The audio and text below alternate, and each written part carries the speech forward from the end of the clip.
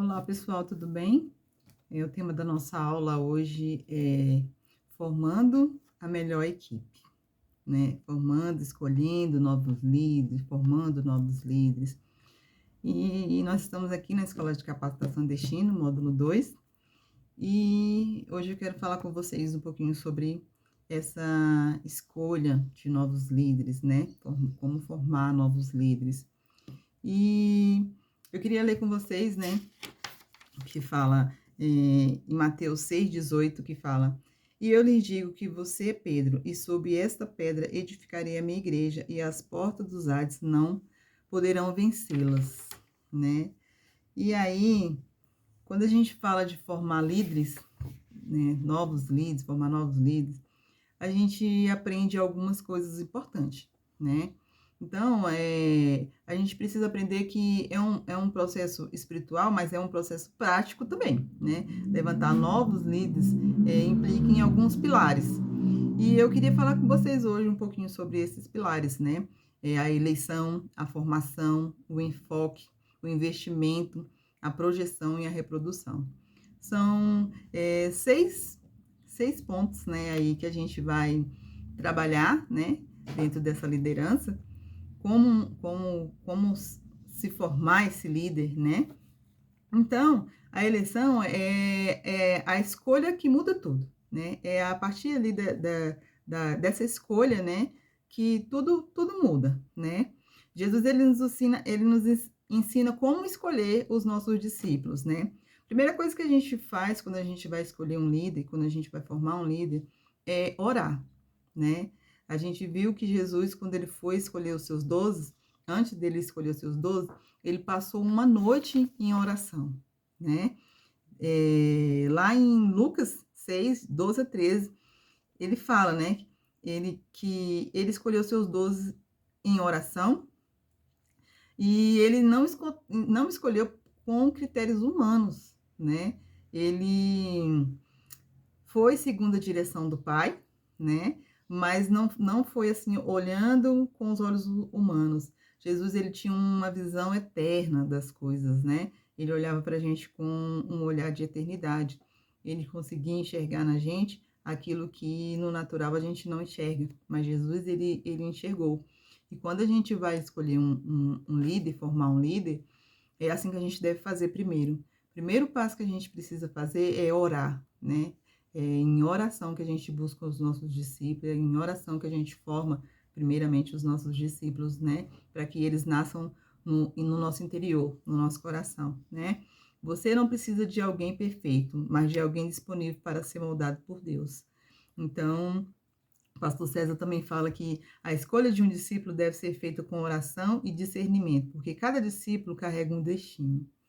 Então, cada pessoa que a gente escolhe, ela carrega um destino. Jesus tinha essa visão, né? Ele orou por isso, né? Para escolher a equipe de 12 dele com discernimento, né? Olhando com esse olhar de eternidade para as pessoas. Não escolhendo pessoas perfeitas, muito pelo contrário, a gente vai ver dentro da liderança de Jesus que tinham imperfeitos, né? E ele foi formando o caráter deles ao longo de 3 anos, né? E ainda depois continuou sendo trabalhado. Então, é um processo, né? E a gente precisa olhar para os nossos discípulos e escolher eles dessa forma, com oração e discernimento, não esperando pessoas perfeitas. E a segunda coisa que a gente fala, né, é a formação. O que é essa formação, né? É o discipulado, né? Discipulado é a vida com Deus, né? É a vida com esse treinamento, né? É um treino, formação a gente fala de treino, né? Então a gente encontra, como a gente falou, pessoas cheias de problemas, né?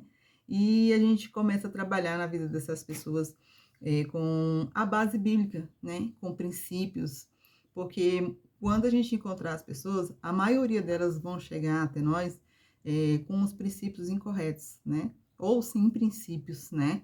Então, elas vão chegar pessoas com problemas emocionais, familiares, problemas no casamento, problemas financeiros. E o discipulado é isso, né? É viver a lição ensinada e absorver o novo caráter de Cristo em nós, né? Então, se a gente olhar para a nossa vida pessoal, quando a gente chegou em Cristo, como que nós estávamos, né? Se eu for falar por mim, eu estava assim, né? Numa fase muito ruim, muito terrível, né? E a partir do discipulado, eu fui aprendendo princípios e aplicando, aprendendo princípios e aplicando. E é assim, né, que é essa formação, né? A formação é um treino, é onde a gente começa a treinar para que a gente tenha o nosso caráter modelado, né? Um caráter acompanhado da palavra, de princípios, né? A gente vai ver lá na Bíblia, quando Jesus fala de Tiago e João, ele fala que eles eram filhos do trovão. Por que será que, né, que eles eram filhos do trovão? Será que eles eram pessoas fáceis? A gente olha para a vida de Pedro também. Será que Pedro era uma pessoa fácil? Né? Não, Pedro era impulsivo, né? Respondia sem pensar. Ele chegou até querer repreender o próprio Jesus, né? Ali, de tanta impulsão. E Jesus, ele trouxe esses discípulos mais difíceis para perto dele, né? Então, assim, os discípulos que a gente acha que é mais impulsivo, que é mais difícil, que tem mais problemas, né? Vamos dizer assim, esses a gente traz ainda mais para perto. A gente acompanha eles mais de perto, né? Porque eles precisam ter o caráter deles moldado. Eles não precisam, a gente não pode ignorar essas pessoas, deixá-las de lado, não, muito pelo contrário. Aonde Jesus ia, ele levava Pedro, Tiago e João com eles. Então foram os discípulos que mais precisaram ser tratados ali no seu caráter por conta da sua impulsividade, né? Fala trovão, você imagina, né? A força de um trovão, impetuosos, né? Então, a gente ensina, né, os nossos discípulos, corrige eles com amor. A gente precisa estar presente na vida deles, transferir visão, né? Pastor César fala, não existe discipulado sem relacionamento. Para formar um discípulo é preciso conquistá-lo com amor, corrigi-lo com sabedoria e inspirá-lo com o seu exemplo. Então, essa é uma frase do pastor César, tremenda, né? Então, a gente não ensina apenas com o que diz, mas com o que vive. Então, a gente precisa andar lado a lado com nossos discípulos para eles poderem aprender, né? E aprender principalmente com o nosso exemplo. Outra coisa que a gente precisa também é discipular com propósito, né? Que é o enfoque. A gente precisa ter foco, né? Qual era a maior missão de Jesus? Jesus, em nenhum momento, ele perdeu o foco dele. Ele sabia que ele precisava redimir a humanidade. E ele foi até o fim nesse foco, né? Sabia que tem uma morte de cruz para poder nos salvar. E ele, em nenhum momento, ele perdeu o foco dele, né? É aqui nesse momento que Pedro repreende, né, Jesus. E a gente vê que Pedro, ele tinha perdido o foco dele, né? Sem enfoque, a formação perde o sentido, né? Com o propósito, tudo ganha direção, né? O pastor César fala assim, quando você forma líderes sem visão, você constrói estruturas ocas, mas quando o enfoque é claro, o resultado é poderoso e eterno. Então, qual é o nosso foco? O nosso foco deve ser construir a nossa equipe, né? E a gente não pode perder esse foco em momento nenhum. A gente pode perder esse foco, né? Gerar líderes de célula, formar discipuladores, preparar multiplicadores da visão. Esse é o nosso foco correto. E nunca deixar que nada aconteça para que a gente perca esse foco. E outra coisa que a gente também, né, investe aí é o investimento. O discipulado, ele exige entrega, né? A gente já falou que a gente precisa trazer os nossos discípulos para perto, andar lado a lado com eles, né? A gente precisa ter amigos, né? Além de discípulos, eles precisam ser nossos amigos, né? O pastor César fala que o investimento mais poderoso que você pode fazer em uma vida, o que semeia em um discípulo pode transformar uma geração. Então, a gente precisa... O que a gente investe? Que investimento é esse que ele fala aqui, né? É você cuidar, é você amar, é você investir tempo de oração na vida do seu discípulo, é tempo aconselhando, né? Ter uma presença real na vida do seu discípulo, né? Andar lado a lado é isso, né? Você vai investir o seu tempo na vida do seu discípulo, né? Então, é esse discipulado que exige entrega da nossa parte, principalmente, né? A gente precisa se doar o nosso tempo, doar a nossa disposição, às vezes até doar os nossos recursos, se necessário, na vida do nosso discípulo, né? Em alguns momentos, para que ele tenha um crescimento. Então, a próxima coisa que a gente vai falar é sobre a projeção, é enxergar com os olhos da fé, é abrir os olhos, né? Jesus viu em Simão que ele poderia se tornar. Projeção é declarar identidade e destino. Já pensou se Jesus não tivesse enxergado em Pedro a pessoa que ele realmente era, se ele tivesse olhado só para as circunstâncias, né, ali que Pedro vivia, né? Mas não, Jesus, além de conseguir enxergar Pedro de uma forma correta, ele fez Pedro se enxergar da forma correta. Como? Ele começou a declarar palavras proféticas sobre a vida de Pedro. Ele começou a reafirmar a identidade de Pedro nele, né? Nesse caminho, ele dava responsabilidades para Pedro, né? Para o próprio crescimento de Pedro, né? Então, ele inspirava Pedro, né? Dentro da identidade verdadeira de quem Pedro era em Cristo, né? Então, a gente também vai trabalhar assim. A gente também precisa enxergar nos nossos discípulos aquilo que é bom neles, né? E trabalhar o que é bom neles, né? Até para que eles enxerguem neles mesmos que eles também têm um potencial.